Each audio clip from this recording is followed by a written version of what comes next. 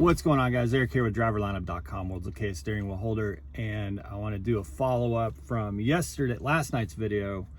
I just woke up from a nap at Shipper, and I was sleeping hard, and the sun is just right in my grill. Remy's waiting for Jenna, Brad, if you ever watch this, Country Trucker Brad, Jenna did get her way.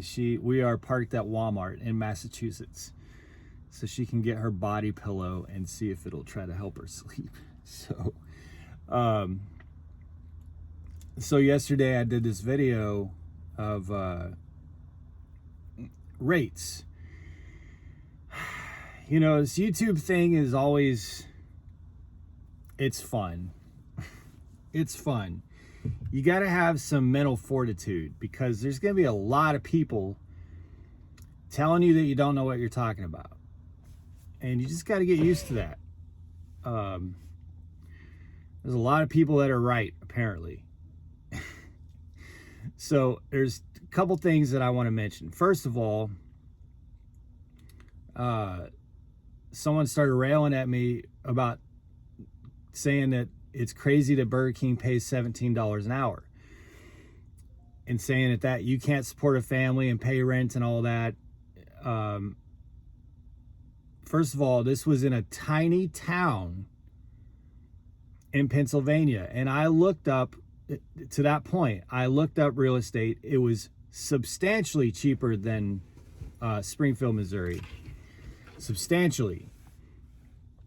Yet this Burger King was paying $17 an hour. First thing is, in Springfield, Missouri, you only make $20 an hour running a day cab for Wheel-Trans.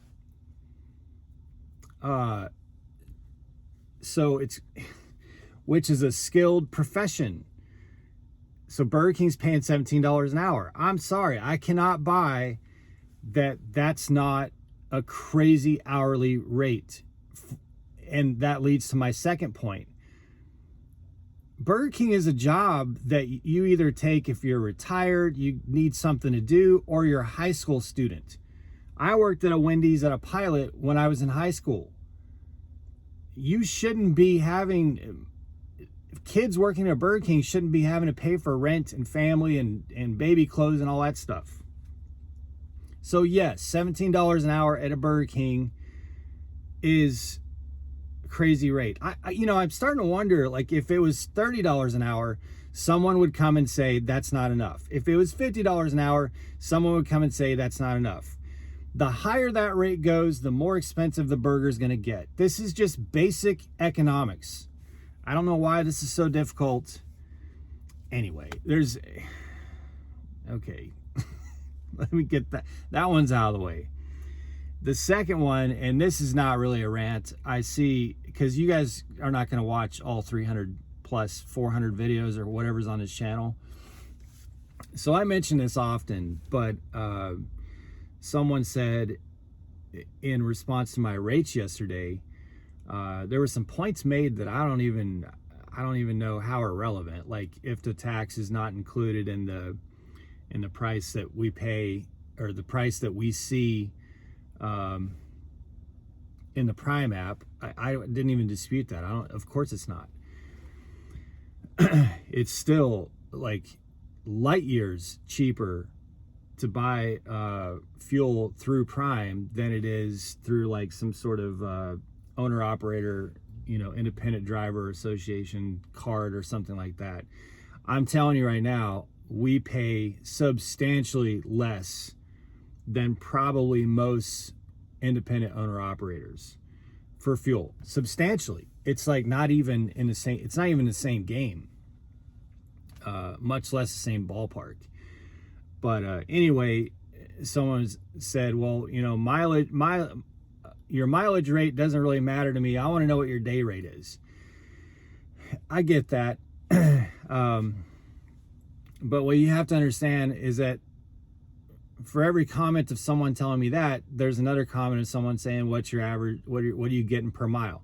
So I try to, just because I say one thing in a video doesn't mean that I'm leaving out the other part. I talk about this all the time. it's, you know, I just get like 15 or 20 minutes in a video. So you're at 15, 20 or 20 minutes in a 24-hour day. I can't include every single detail.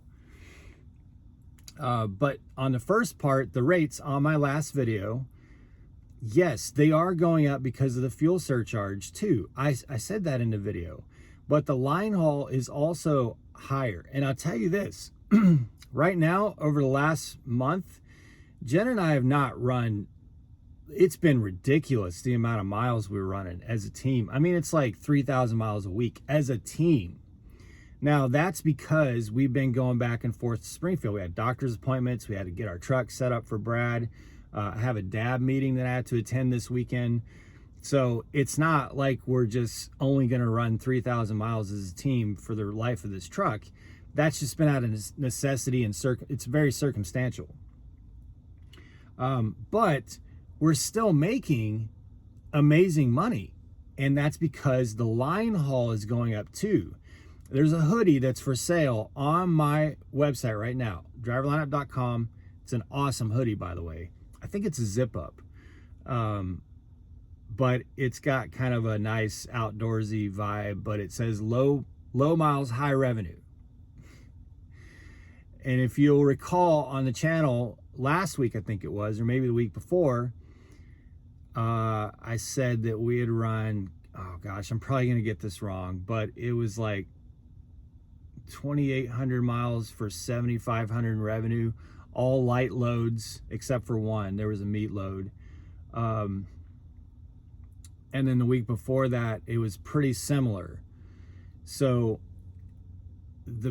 for only running 3,000 miles, my paychecks have been outstanding because the line haul is going up too. Now, line haul isn't going up as much as the fuel surcharge is going up. And I think the fuel surcharge needs to go up more. To be honest with you, I think we should be charging the customers more in fuel right now. But that's a whole other debate. The line haul does not seem to be increasing as much as the fuel surcharge. So obviously that rate's going to expand substantially, but the line haul is expanding. So I wanted to make that point. And then getting to our day rate, well, when we're running the truck as an actual team truck, well, even then we don't run 5,000 or 6,000 miles. Typically, when we get really going for like 3 weeks, 4 weeks, we'll run 4,000 to 4,500 miles a week. When we get into a really good, for us, what would be a really good groove. And for that, we like to see between anywhere between 900 right now. Now this fluctuates. It used to be a little bit less. We used to be happy with 800 because we weren't running that many miles in a day. But anywhere between $900 and $1,200 per day. If we run 4,000 miles, we want to be at between $8,000 and $10,000 in revenue. I totally agree with that comment. I don't base my week on mileage, on a rate per mile. I don't.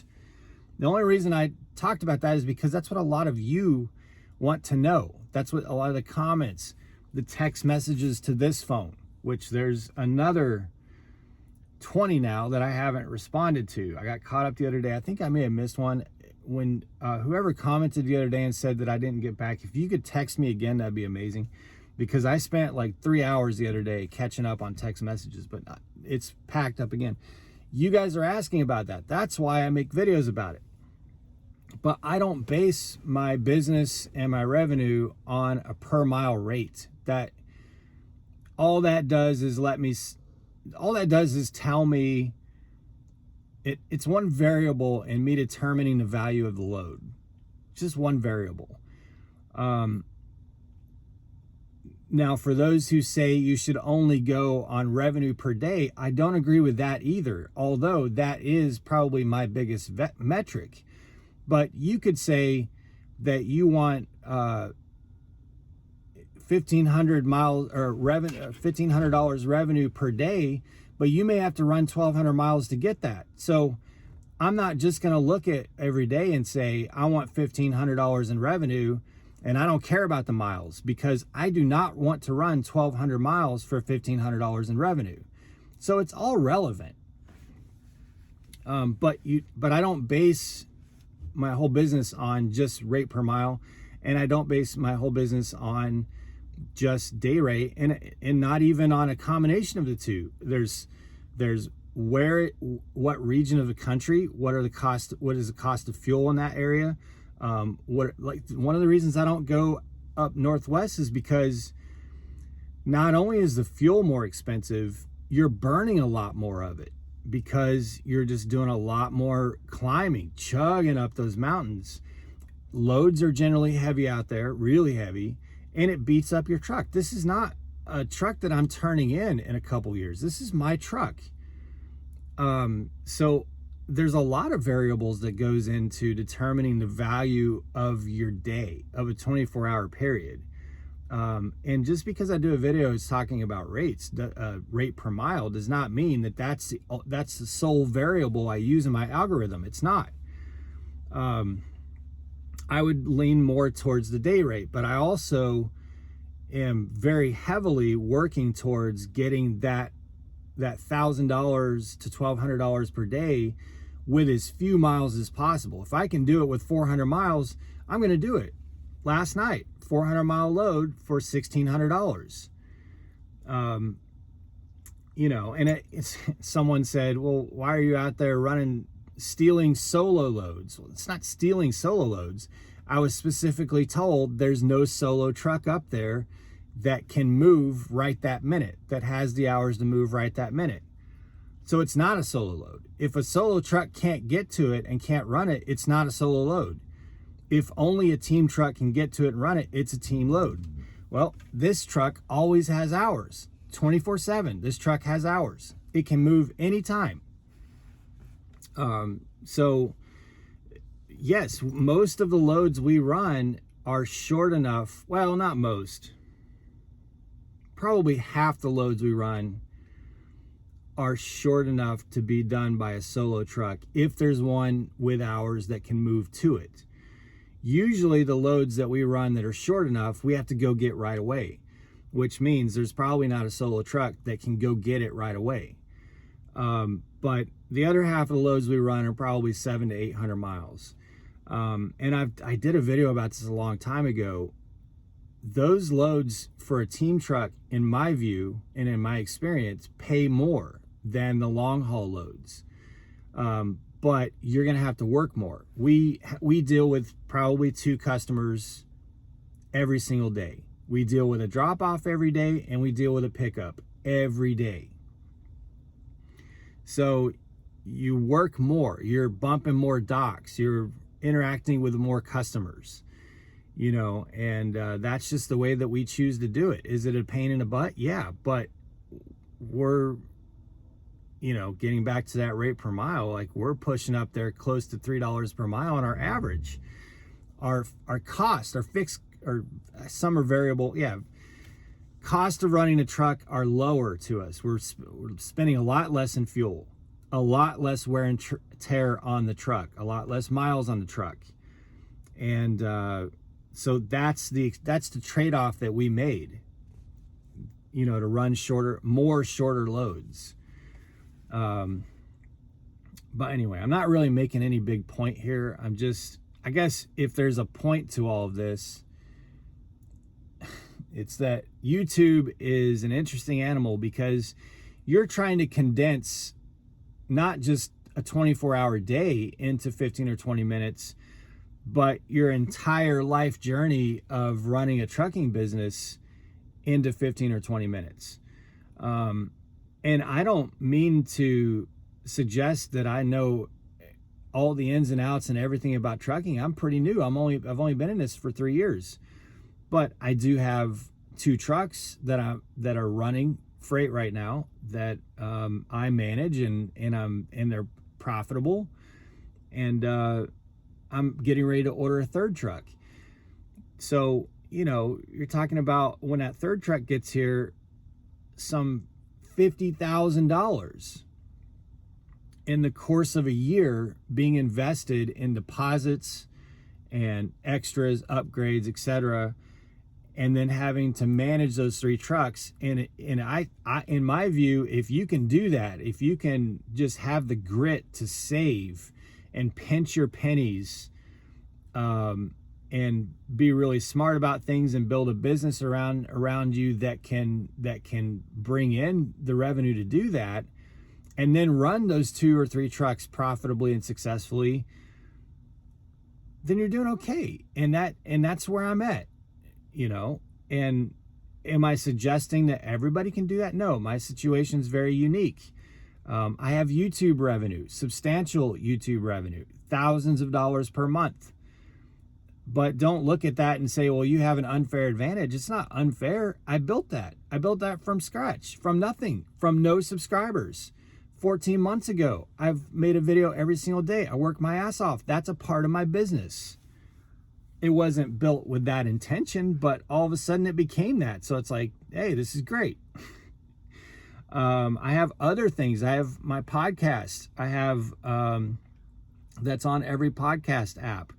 I have all my clothing and stuff that's in my store that I built. I built that store from scratch. It's my own custom built, well, it's open source software, but I edited it and coded, manipulated that code to what I needed it to do, and have this entire store on my website, and have multiple trucks. And I run with my wife, who also drives. It's not unfair. That's the work that I put in. That's the scenario that I've built custom for me. You have to figure out a situation that you can build custom for you.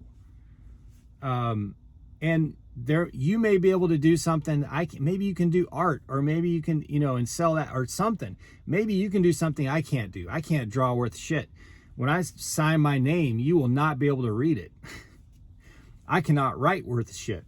I mean, I can write, I could write a book. I used to work in public relations. I used to write press releases and speeches and all that kind of stuff. So I can, but with a pen or a pencil, no. I could, if I drew a bird, you would think it was a worm. You may have something that I can't do. But this is the business that I built for myself, and I'm doing okay with it, So anyway, this video is all over the place. It doesn't have a story arc, and that bugs me, but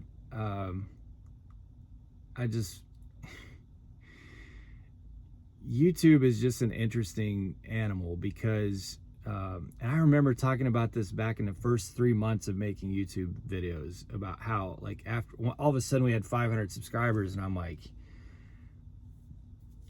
you really have to,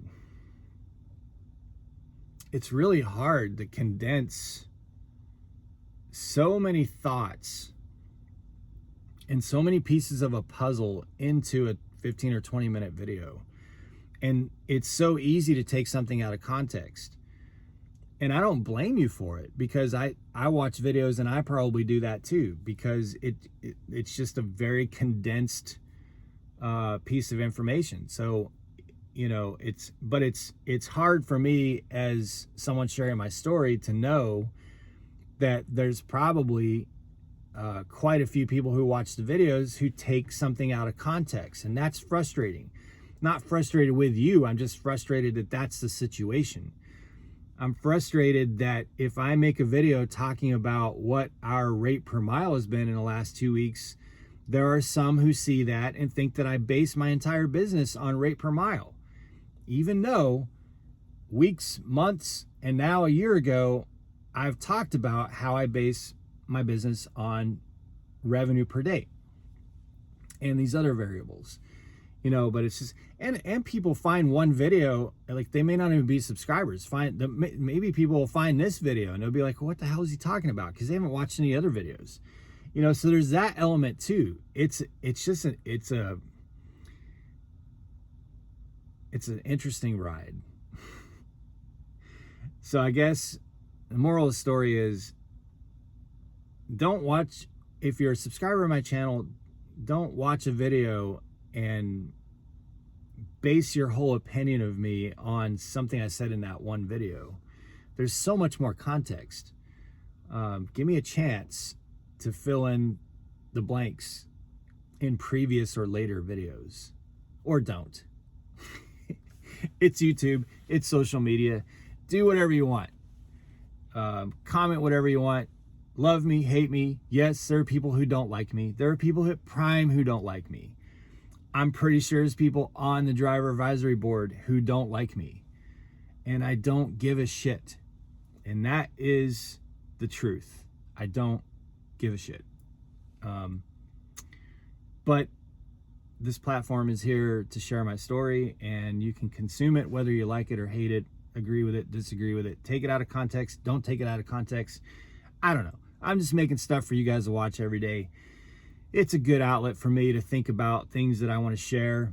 A lot of people say that this channel is very helpful to them, and that's amazing, because that's really the goal. I don't do like how-to videos. I'm not telling you how to jump start a reefer. I'm not telling you how to, put tire chains on your tires. There's tons of videos out there for that. I'm just sharing with you a glimpse of the day in the life of a fleet owner, a team truck out here running freight for a mega carrier over the road. That's all it is. So anyway, we're in Massachusetts. We just dropped off that $4 a mile load, and it was really amazing. The 01, which is where we picked it up, took us like 20 minutes. Drop and hook, all paved. Gave me the number of where to drop the empty trailer, number of space where to pick up the loaded trailer. It was only 26,000 pounds. It was like butter, unbelievably fast. And then we got to a Cisco, you guys.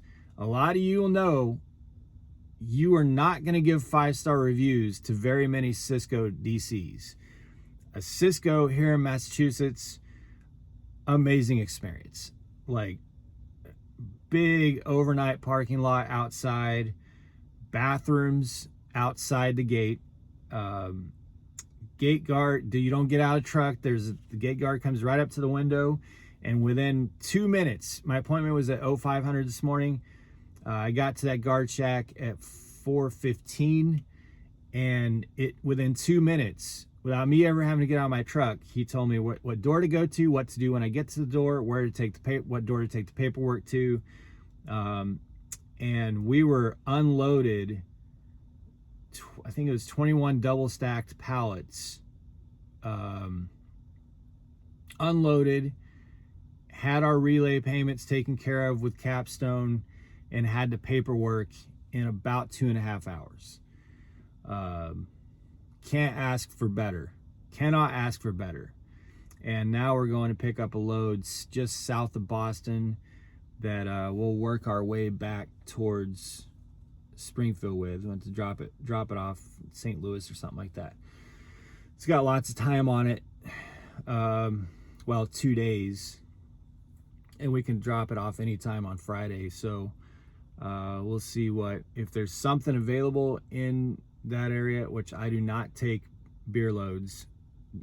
I did it once out of St. Louis, and I did it once in PSD, once in TNT, and once when I was training Jenna. And every single time the load was right at about 79,900 pounds. All 3 times. And also I've had one canceled there, which was an extremely inconvenient clusterfuck. So I don't take those loads. So if there's not something good there, I'll drag an empty trailer to Springfield. I'm not going to sit around and mess around all night, Friday night, trying to get a loaded trailer to Springfield. My objective is to drop this load off in St. Louis and either get a load to Springfield or immediately go drop an empty trailer off in Springfield. And I don't care. I'll pay for the fuel. I don't care. So that's our situation. Hopefully you got something valuable from this video. All over the map. I apologize. They're not always like this, but sometimes they will be. Be safe, make good decisions, and as always, drive to thrive. Talk to you guys soon.